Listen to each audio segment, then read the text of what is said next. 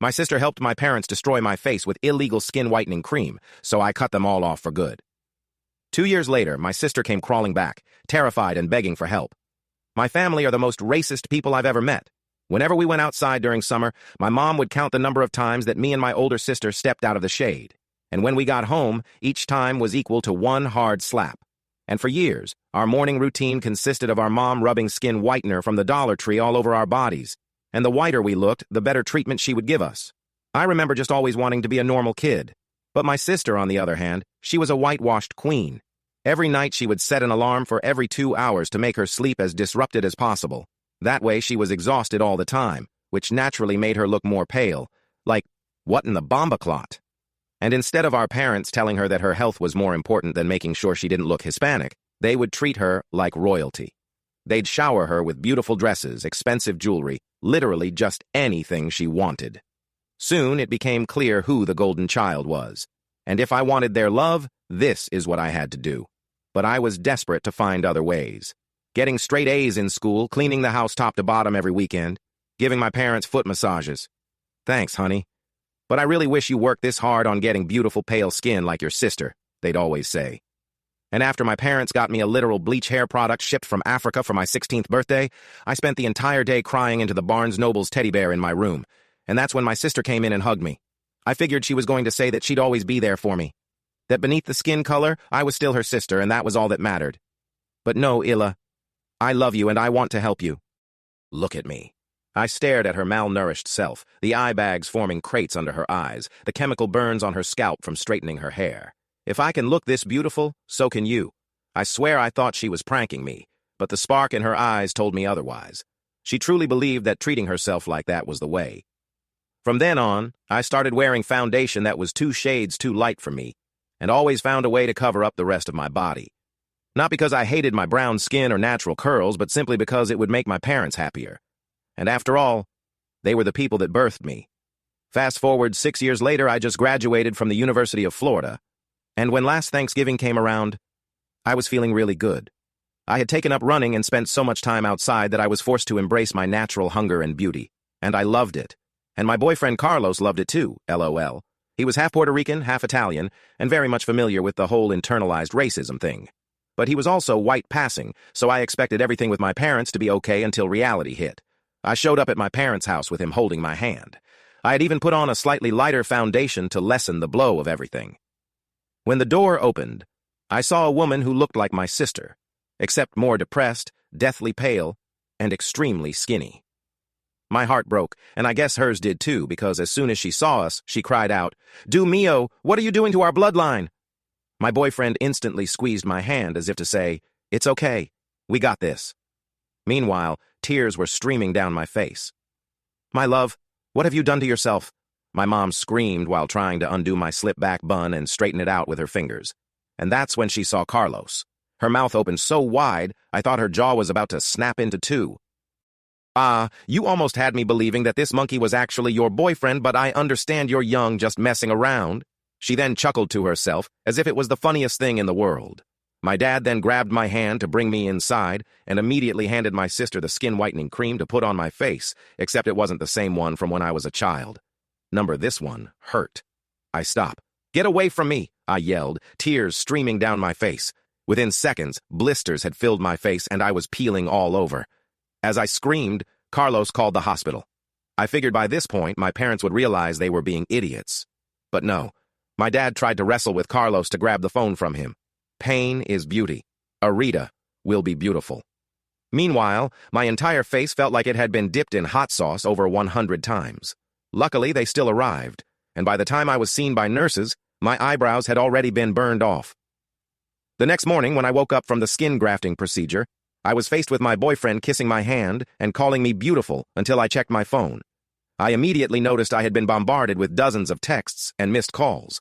The first voicemail was angry, telling me I was a disappointment to the family. The second was threatening. By the 10th, my sister was begging to not press charges.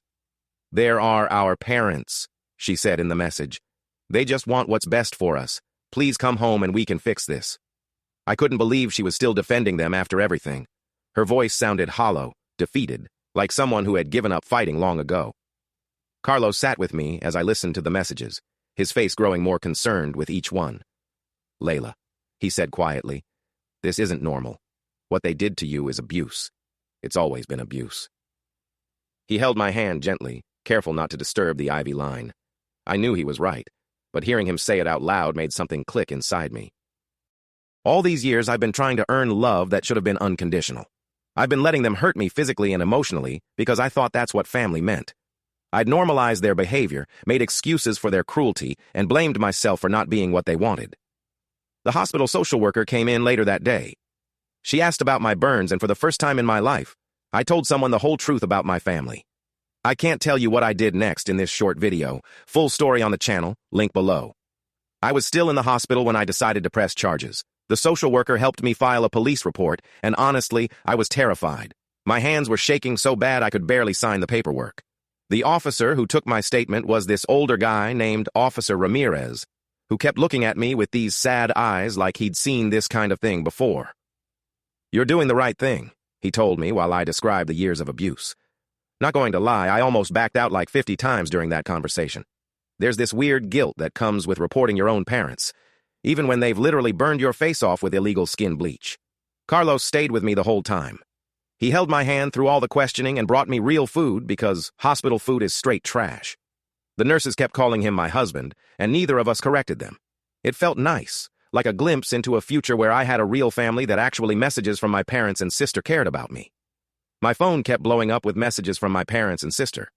I eventually just turned it off, because reading them was making my blood pressure spike, which the doctor said wasn't great for my recovery. My mom switched between threatening me and begging me to come home. My dad sent these long paragraphs about family loyalty and how I was betraying my heritage by acting like this. The irony of him talking about heritage while literally trying to bleach it off my skin wasn't lost on me. The worst messages were from my sister Elena. "They're going to take me away if you do this," she texted. "Please, Ela, I need them. I don't know how to live any other way." That one hit me hard. I knew exactly what she meant. When your whole identity is built around pleasing someone else, the thought of losing that structure is terrifying. I got discharged after 3 days. My face was still bandaged, and I looked like a mummy from some low-budget horror movie. The doctor said I'd need follow-up appointments for the next few months to make sure the skin grafts were healing properly. They also gave me this special cream that cost more than my monthly rent. Thank God for Carlos's insurance that covered most of it. We went straight to Carlos's apartment. I couldn't face going back to my place knowing my parents might show up there. Carlos lived in this tiny one-bedroom near campus with mismatched furniture and a kitchen barely big enough to turn around in, but it felt safer than anywhere I lived before. That first night away from the hospital, I had a complete breakdown. I'm talking ugly crying, snot everywhere, the works. Carlos just held me and let me get it all out. I kept saying how I should have done something sooner, how I should have protected Elena, how maybe I was overreacting. Carlos just listened, occasionally wiping my tears away carefully to avoid the bandages.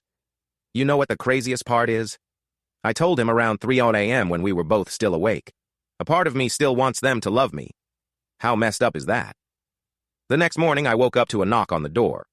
Carlos went to check while I hid in the bedroom, terrified it might be my parents. It wasn't them. It was Officer Ramirez with another officer I hadn't met before. "We've spoken with your parents," Ramirez said when I finally came out. "They're claiming it was all a misunderstanding, that you had an allergic reaction to a normal beauty product." I just stared at him. Of course they would say that. They've been covering up their abuse for years with excuses like that. The new officer, a woman named Officer Chen, asked if I had any evidence of the previous abuse.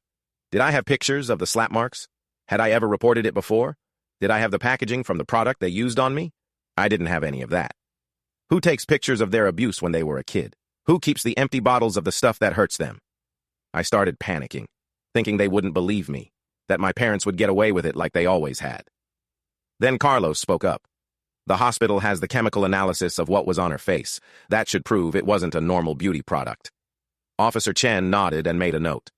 "We'll get that report. In the meantime, we've issued a temporary restraining order. Your parents can't contact you or come near you." After they left, I checked my phone again. 17 missed calls from my mom, 12 from my dad, and 23 from Elena, plus a bunch of texts. The most recent one from Elena made my stomach drop. They're saying you're mentally unstable, that you've always made up stories for attention. They have pictures of you looking happy at family events to prove it. I showed Carlos the message. "They're going to twist everything," I said. "They'll make it look like I'm the crazy one." Carlos suggested I reach out to anyone who might have witnessed the abuse over the years. My mind immediately went to my old neighbor, Mrs. Patel, who used to let me hide in her apartment sometimes when things got bad at home. There was also my high school counselor, Mr. Thompson, who had noticed the makeup I wore to cover bruises once, but didn't push when I made up an excuse about falling. I spent the next few days making calls while trying to heal. Most people remembered something off about my family, but nothing specific enough to help. Mrs. Appel had moved to Arizona. Mr. Thompson vaguely recalled being concerned, but had no documentation. I was starting to lose hope when I got a text from a number I didn't recognize. "This is Jasmine from college. Carlos gave me your number.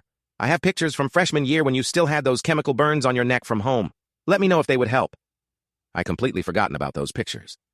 Jasmine had taken them during a dorm party when my makeup had rubbed off. I'd been mortified at the time and begged her to delete them, but apparently she never did. I called her immediately and she promised to send them over. Meanwhile, Carlos was being a total rock star. He rearranged his work schedule to drive me to doctor appointments, cooked actual meals instead of the ramen I'd been living on, and never once complained about the fact that his tiny apartment now had my stuff everywhere. One night, I caught him researching skincare for chemical burn recovery when he thought I was asleep. About a week after I filed the report, I got a call from a woman named Danielle, who introduced herself as a victim advocate from the district attorney's office. She explained that they were considering pressing charges against my parents, but needed more information. "We have the hospital records and the chemical analysis." She said, "The substance on your face contained hydroquinone at levels far exceeding legal limits, plus mercury compounds that are banned in cosmetics in the U.S. I wasn't surprised. My parents had always sought out the strongest, most dangerous products, believing they were more effective. What had surprised me was when Danielle said, "We also have a statement from your sister." My heart stopped. Elena made a statement against our parents. There was a pause on the line. "Not exactly. She's supporting their version of events. Says, you've always been jealous of her relationship with your parents and that you're making up the abuse for attention." I hung up and threw my phone across the room. Carlos jumped up from where he'd been working on his laptop and came over to me. I told him what Danielle had said, and he just held me while I cried again. I was so tired of crying. "She's scared," Carlos said. "She's still living with them, right? She's doing what she needs to survive." I knew he was right, but it still hurt like hell. Elena had been there for everything. She'd experienced the same abuse I had, sometimes worse. How could she deny it now? The next day, I decided to try something different. I called Elena directly instead of texting. To my surprise, she answered. "Lila, you need to drop this," she said immediately, her voice low like she was trying not to be overheard. "They're really angry. Dad broke the coffee table yesterday. I've never seen him like this." I took a deep breath. "Elena, they hurt us. They're still hurting you. Look at yourself. When was the last time you ate a full meal or slept through the night?" "I'm fine," she snapped. "I'm beautiful. Everyone says so." "You're disappearing," I said softly. "Every time I see you, there's less of you there." She was quiet for so long, I thought she'd hung up. Then she whispered, "I don't know the years of abuse how to be any other way." "Neither did I told her. "But I'm learning. You can too." She hung up after that. I tried calling back, but it went straight to voicemail. I left a message telling her I loved her and that there was a place for her at Carlos's apartment if she ever needed it. The case against my parents moved slowly. There were interviews and paperwork and more interviews. The district attorney decided to charge them with assault and child endangerment based on the recent incident. But the years of past abuse were hard to prove. Danielle explained that without documentation or witnesses, it would be my word against theirs. Carlos suggested I start writing everything down. Every incident I could remember with as many details as possible. Even if it doesn't help the case, he said, it might help you process everything. So I did. I bought this cheap notebook from the campus bookstore and started filling it with memories. The time my mom slapped me so hard my nose bled because I played in the sprinklers at a friend's house. The Christmas my dad gave Elena a gold necklace and me a bottle of skin-lightening lotion. The countless mornings spent having my hair painfully straightened while being told how ugly my natural curls were. Writing it all down was like lancing a wound. It hurt, but the poison needed to come out. Some nights I could only manage a paragraph before I had to stop. Other times I'd write for hours, the pages getting wet with tears. About 3 weeks after the Thanksgiving incident, I got another unexpected call. It was from my Aunt Rosa, my mom's sister who lived in Miami. We weren't close. She moved to Florida when I was young, and we only saw her at major family events. "Ela, I just heard what happened," she said. Her accent was thicker than I remembered. Your mother called me crying, saying you were making up terrible lies about them. My stomach sank. Great. Now they were rallying the extended family against me. It's not lies, Tia. They've been abusing me and Elena for years. There was a pause. Then Aunt Rosa said something that changed everything. I know. 2 simple words, but they hit me like a truck. You know I suspected, she clarified. The way your mother was always obsessed with your appearance, how you girls never seem to play outside like normal children. I asked her about it once, and she got so defensive I never brought it up again. I should have done more. I sat down on Carlos's couch, my legs suddenly weak. Why are you calling me now? Because I believe you, she said. And because I found something. When your mother and I were growing up, our grandmother did similar things to her. I found old diaries of your mother's where she wrote about it. The skin bleaching, the obsession with looking more European, it was done to her too. This revelation didn't excuse what my parents had done, but it helped me understand it a little better. The cycle of abuse had started long before I was born. My mother had internalized her own grandmother's racism and passed it on to us. Aunt Rosa offered to send me the diaries and to testify if needed. She also said I could stay with her in Miami if I needed to get further away from my parents. I thanked her, but told her I was okay staying with Carlos for now. The next day, I had another follow-up appointment at the dermatologist. The doctor seemed pleased with how my face was healing, the redness was fading, and the new skin was growing properly. There would be some scarring, but less than they initially feared. You're lying, the doctor said as she examined me. This could have been much worse. As we were leaving the clinic, I spotted a familiar figure in the parking lot. Elena was leaning against her car, looking even thinner than the last time I'd seen her. When she saw us, she straightened up and walked over hesitantly. What are you doing here? I asked, surprised. I followed Mom's car when she went grocery shopping, she said. I knew you had an appointment today. I saw it on the calendar at home. Carlos stood slightly behind me, a protective presence but giving us space to talk. Elena glanced at him nervously before focusing back on me. I've been thinking about what you said, she whispered about disappearing. I looked in the mirror this morning and couldn't recognize myself. I wanted to hug her, but she flinched when I moved closer. Elena, you can get help. You can get out like I did. She shook her head frantically. I can't. They're watching me all the time now. Dad took my phone. I'm using Mom's while she's shopping. She looked over her shoulder anxiously. I don't have anywhere to go. You can stay with us, Carlos said immediately. We'll make room. Elena looked at him like he was speaking a foreign language. The idea of someone offering help without expecting anything in return seemed to confuse her. Why would you do that? You don't even know me. Your sister, he said simply, as if that explained everything, and I guess for him, it did.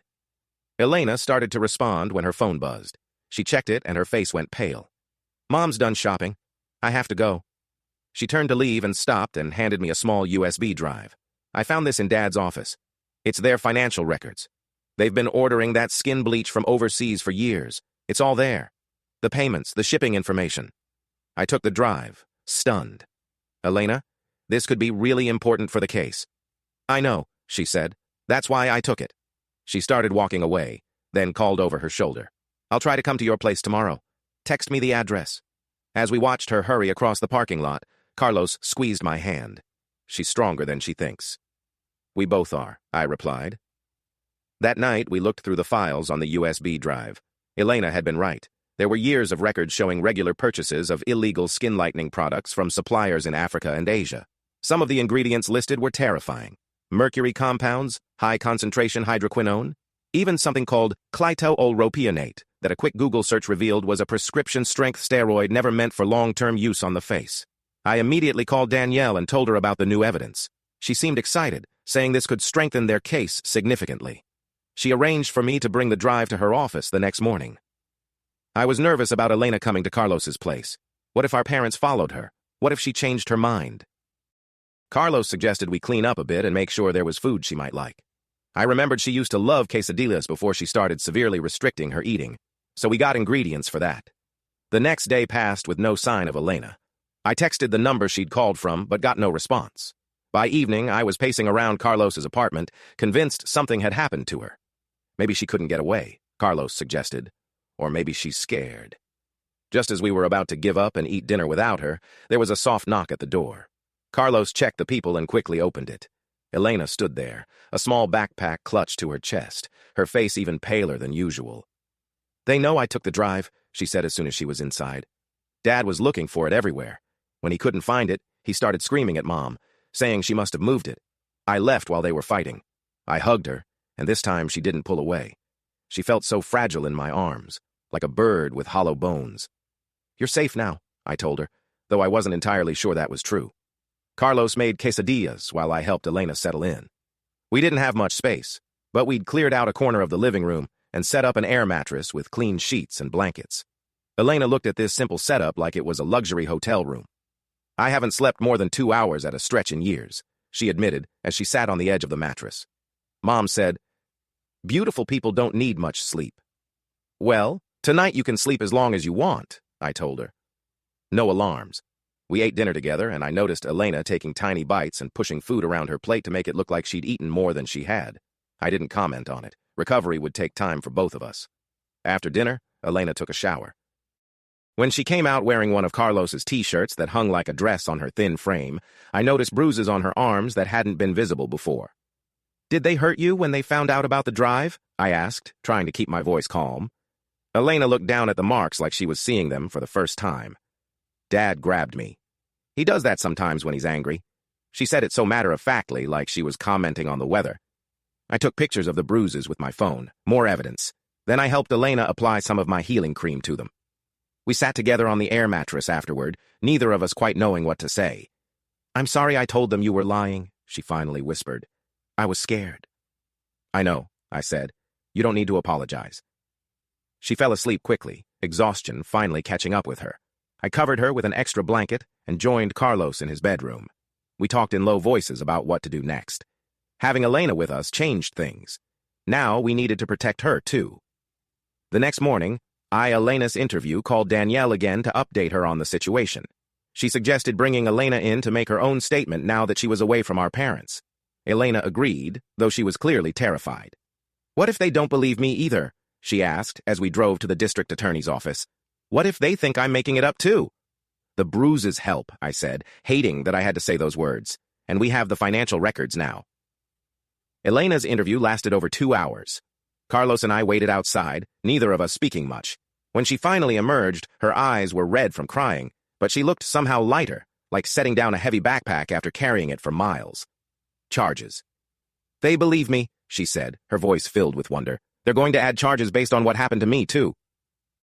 Danielle came out after her and explained that with Elena's testimony and the financial records, they now had a much stronger case. They were adding charges of child abuse, child endangerment, and assault for both of us, plus additional charges related to importing illegal substances.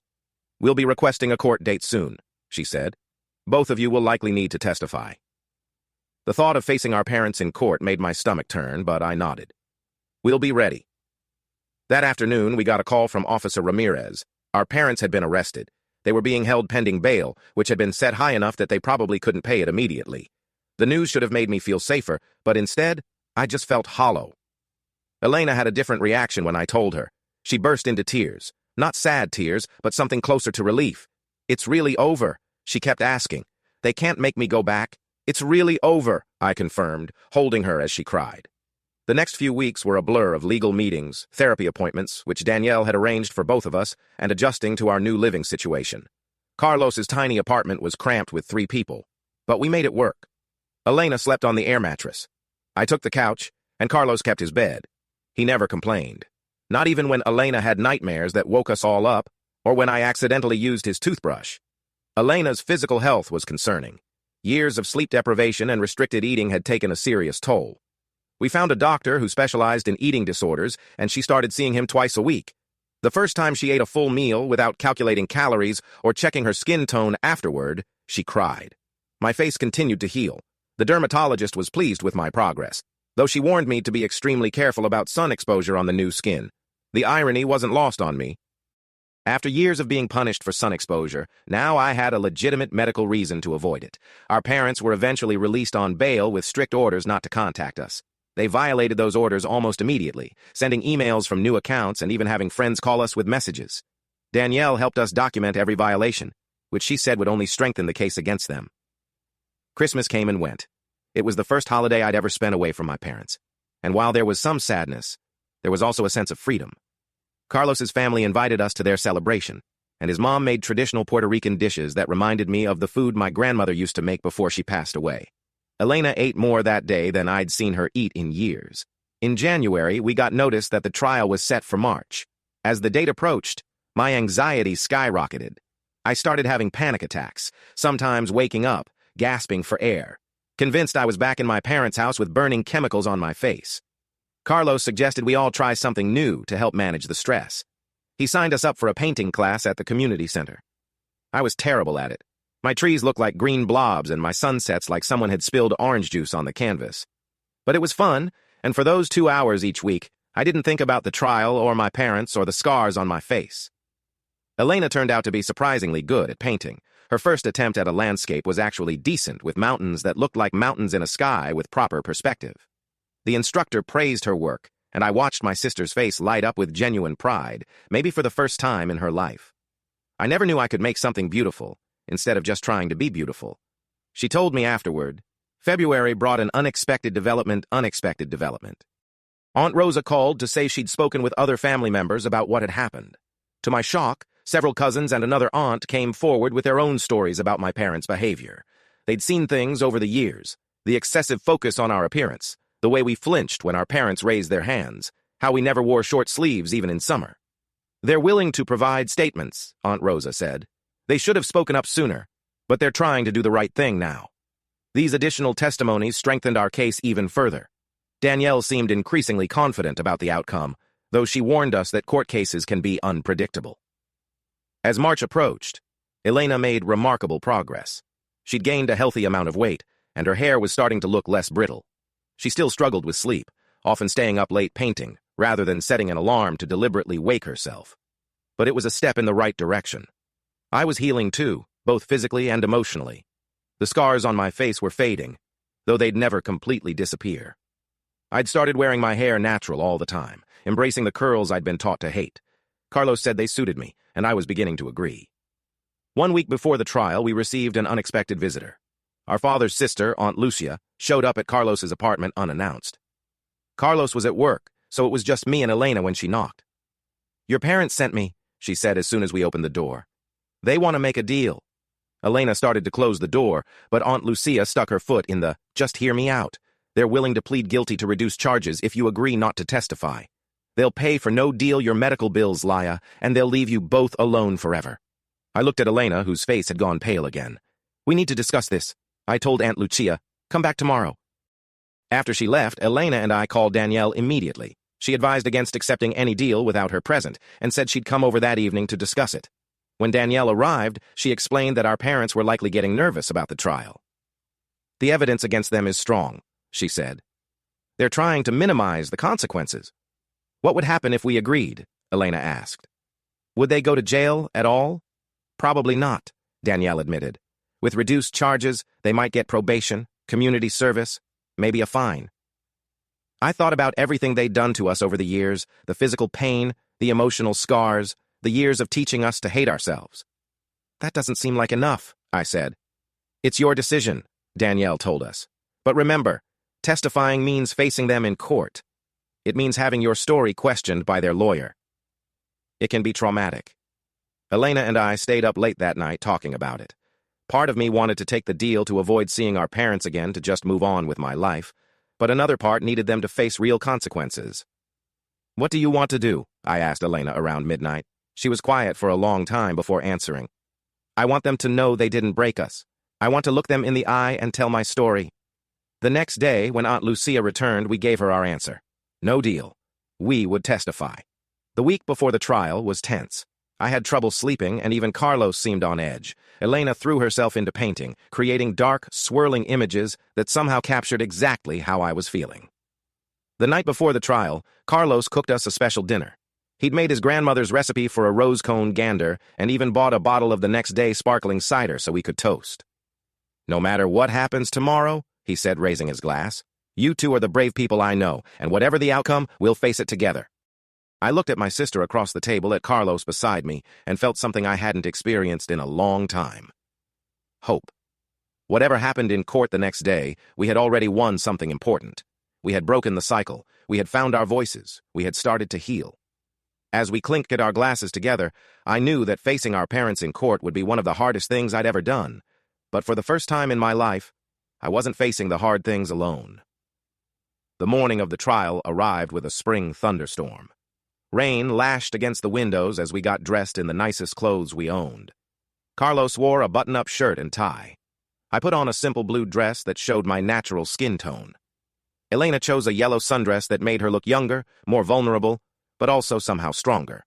We drove to the courthouse in silence, each lost in our own thoughts. As we pulled into the parking lot, I spotted our parents walking toward the entrance, huddled under a large black umbrella. My mother wore a hat pulled low over her face as if trying to hide. My father walked stiffly beside her, his back ramrod straight. "Are you ready?" Carlos asked, turning off the engine. I looked at Elena, who nodded slightly. "As ready as we'll ever be," I replied. We walked into the courthouse together, ready to tell our story, ready to face our past so we could finally move toward our future. I walked into that courtroom feeling like I might throw up. My hands were shaking so bad I had to shove them in my pockets to hide it. Carlos kept his arm around my shoulders the whole time, and Elena stayed glued to my other side. The courtroom was smaller than I expected. Nothing like those fancy ones you see on TV shows. Just a regular room with wooden benches, fluorescent lighting, and a judge's bench at the front. Our parents were already seated. The trial on the other side with their lawyer, this slick-L-looking guy in an expensive suit. My mom had her hair pulled back tight and was wearing more makeup than usual, probably trying to cover how stressed she was. My dad just stared straight ahead, not even looking our way. I couldn't tell if he was ignoring us on purpose or just couldn't face us. Danielle met us at our table and went over some last-minute details. "Remember, just tell the truth," she said. "Don't let their lawyer rattle you." The judge came in and everyone stood up. He was this older white guy with thick glasses and a serious expression. He explained the charges and the process, but honestly, I was so nervous I barely heard any of it. I just kept staring at my parents, wondering how the people who were supposed to love me unconditionally could have hurt me so badly. My mom testified first. She sat in the witness stand looking all innocent, talking about how she just wanted her daughters to have the best opportunities in life. "In our culture, lighter skin opens doors," she said with this sad smile. "I only wanted them to succeed." Their lawyer asked if she ever intended to harm us. "Of course not," she said, looking shocked at the very suggestion. "Everything I did was out of love. The product that caused Illa's reaction was just a new brand we were trying. How could I have known she would be allergic?" When it was Danielle's turn to question her, things got real. Danielle pulled up the financial records Elena had found, showing years of purchases of illegal skin bleaching products. "Mrs. Mendez, can you explain why you were importing chemicals that are banned in the United States due to their toxicity?" My mom's face changed. Then her fake smile disappeared and she started stumbling over her words. They work better than the American products. Everyone in Honduras uses them, even though they contain mercury and other toxic substances," Danielle pressed. "Beauty requires sacrifice," my mom said, and I swear the whole courtroom went silent. It was like she'd finally said out loud what she truly believed. My dad's testimony wasn't much. The testimony better. He tried to play the strict but loving father role, talking about how he just wanted us to have better lives than he did.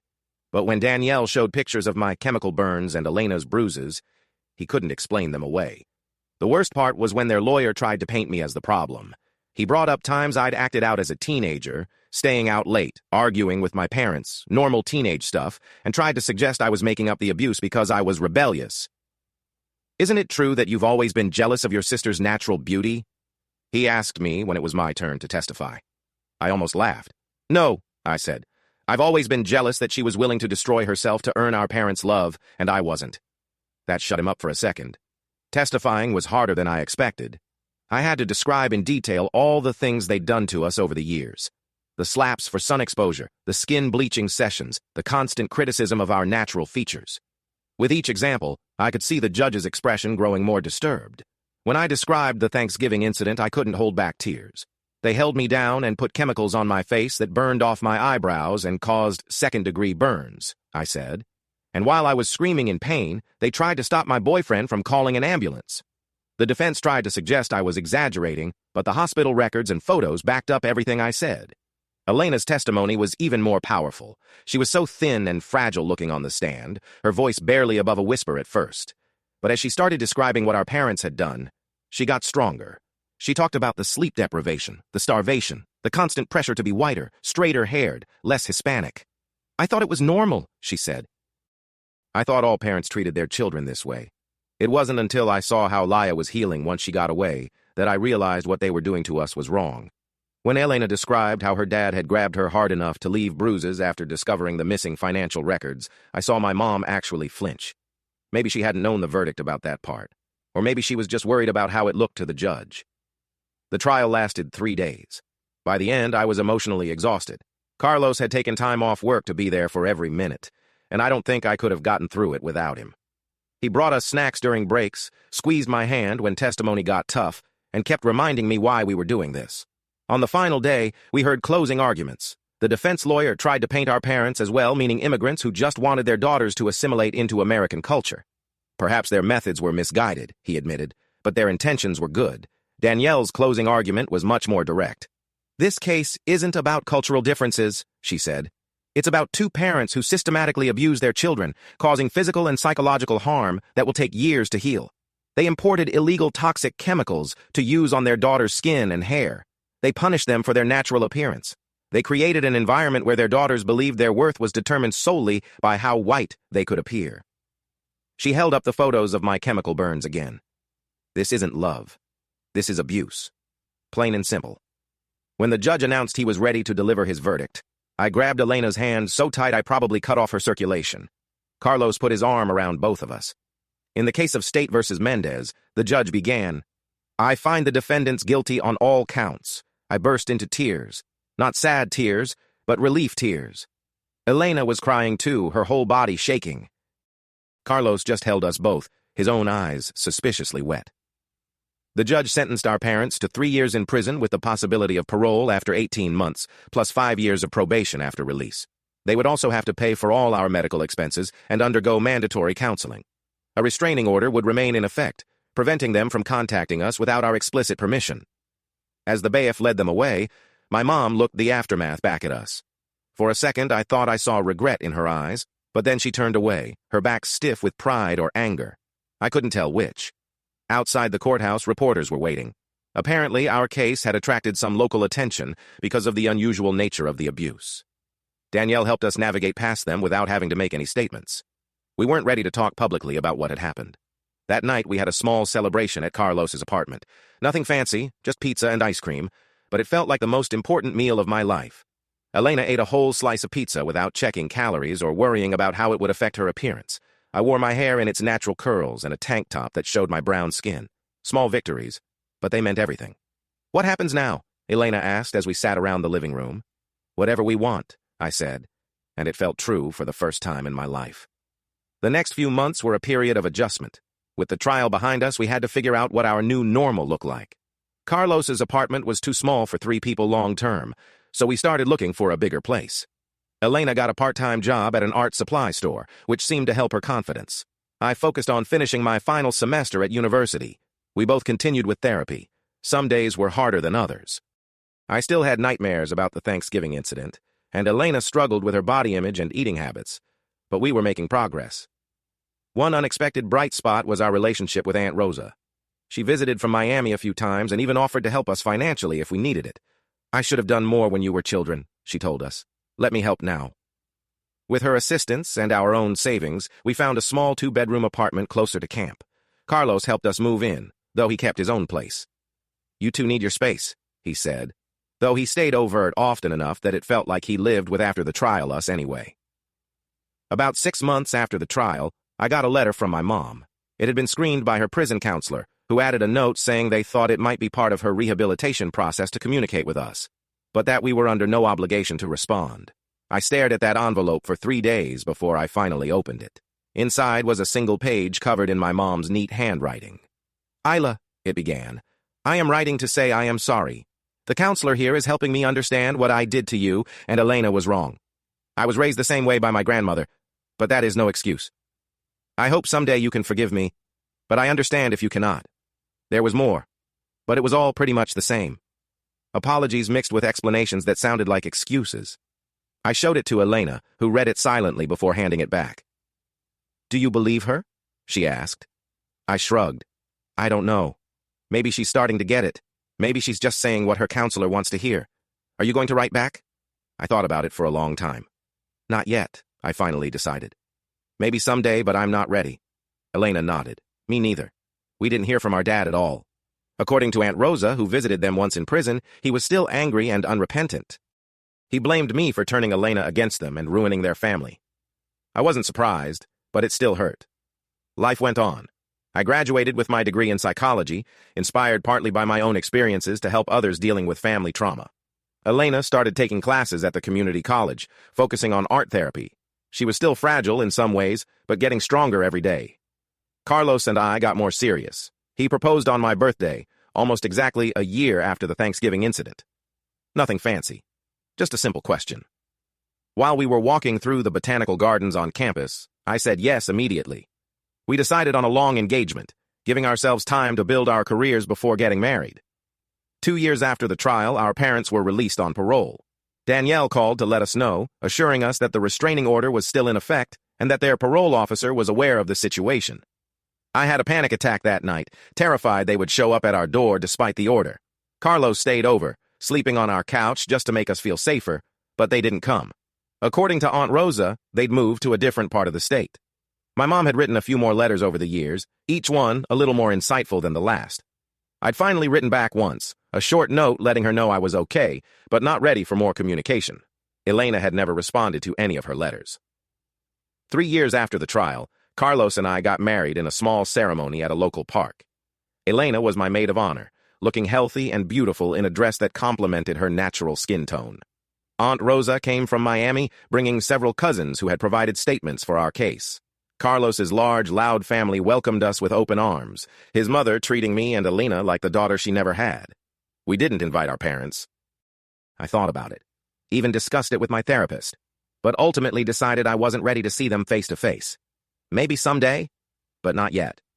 The wedding was everything I dreamed of as a little girl, not because it was fancy or expensive, but because I was surrounded by people who loved me for who I was, not what I looked like. I wore my hair in its natural curls, adorned with small white flowers. My makeup was minimal, letting my natural skin tone shine through. The scars from the chemical burns were still visible if you looked closely, but I didn't try to hide them. They were part of my story. Elena caught the bouquet, blushing when Carlos's cousin Ralph immediately asked her to dance. They'd been circling each other for months, both too shy to make a move. It was nice to see her opening up to the possibility of romance. She'd been so focused on healing that she hadn't dated at all since we left our parents' house. As Carlos and I swayed on the dance floor for our first dance, I looked around at the life we built. It wasn't perfect. We still had struggles and bad days, but it was real and honest and ours. "What are you thinking about?" Carlos asked, noticing my thoughtful expression. "Just how far we've come," I said. 3 years ago, I was in a hospital with chemical burns, and Elena was starving herself to please our parents. Now look at us. He smiled, spinning me gently. "You're the strongest person I know. You know that?" I laughed. "I don't feel strong most days. That's what makes you strong," he said. "You keep going anyway." After the wedding, life settled into a comfortable routine. Carlos and I bought a small house with a yard where I could garden. I loved getting my hands dirty, feeling the sun on my skin without counting the minutes until punishment. Elena moved into her own apartment near the community college where she was now teaching art classes. She was still in therapy, still working through her issues with food and body image, but she was thriving in ways I never thought possible. On the 5th anniversary of the Thanksgiving incident, I received another letter from my mom. This one was different from the others. There were no excuses, no attempts to explain away what they'd done, just a simple acknowledgement of the harm they'd caused, and a request. "If you are ever willing, I would like to see you and Elena again on your terms in a place where you feel safe. I understand if the answer is no." I showed the letter to Elena during our weekly sister dinner. She read it carefully, her expression unreadable. "What do you think?" I asked. She sighed. "I don't know. Part of me never wants to see them again, but another part wants closure." I suggested. She nodded. "Something like that." We discussed it for weeks with each other and with our therapists. Eventually, we decided to meet our mom, just her, not our dad, in a public place with Carlos present for support. We chose a coffee shop near our therapist's office, figuring we might need a session afterward. The day of the meeting, I was so nervous I could barely function. Carlos drove us because my hands were shaking too much. Elena was quiet beside me, her face pale but determined. Our mom was already there when we arrived, sitting at a corner table with her hands wrapped around a mug. She looked older, her hair showing streaks of gray she hadn't colored. When she saw us, she stood up but didn't approach, respecting the boundaries we'd set in our email. "Thank you for coming," she said, as we sat down across from her. Carlos positioned himself at the end of the table, a protective presence without being intrusive. The conversation was awkward at first. Small talk felt ridiculous given our history, but diving straight into the heavy stuff seemed too abrupt. Eventually, our mom took a deep breath and addressed the elephant in the room. "I want you both to know that I understand now how wrong I was," she said. "The counseling in prison and after. It helped me see what I did to you, what your father and I did. There's no excuse." Elena stared at her coffee. "Why did you do it?" she asked, her voice barely audible. "Why did you hate how we looked so much?" Our mom's eyes filled with tears. "I didn't hate you. I hated myself. My own grandmother did the same to me, and I thought I was helping you avoid the pain I felt. But instead, I caused it." We talked for almost 2 hours. It wasn't magical or perfect. There were awkward silences and moments when emotions ran too high to continue. But it was honest in a way our family had never been before. Before we left, our mom asked if we might be willing to meet again sometime. "No pressure," she added quickly, "and I understand if you don't want to include your father. He's still working through things." Elena and I exchanged glances. "Maybe," I said. "We'll think about it." As we walked back to the car, Carlos asked how we were feeling. "Weird," Elena said. "Like, I'm glad we did it, but I also kind of want to go home and cry for hours." "Same," I agreed. "It's like, I don't know if I can ever fully forgive her, but I think I understand her a little better now." We did meet with our mom again a few months later, and then again, after that, slowly, carefully, we built a new kind of relationship. Not the close mother-daughter bond that might have been, but something honest and respectful. She never asked us to see our father, and we never offered. Life continued to move forward. Carlos and I had our first child, a daughter we named Rosa, after my aunt, who had been the first family member to believe us. Elena became the world's most devoted aunt, spoiling her niece with handmade toys and tiny paintings for her nursery. The first time my mom met Rosa was another milestone in our healing journey. I watched her carefully as she held my daughter, looking for any sign that she might judge her appearance or show the same toxic behavior she displayed with us. But she just cooed and smiled, telling Rosa she was perfect exactly as she was. "She is," I agreed, "taking my daughter back. And she always will be, no matter what she looks like." My mom nodded, understanding the message beneath my words. "Yes," she said quietly, "she will be."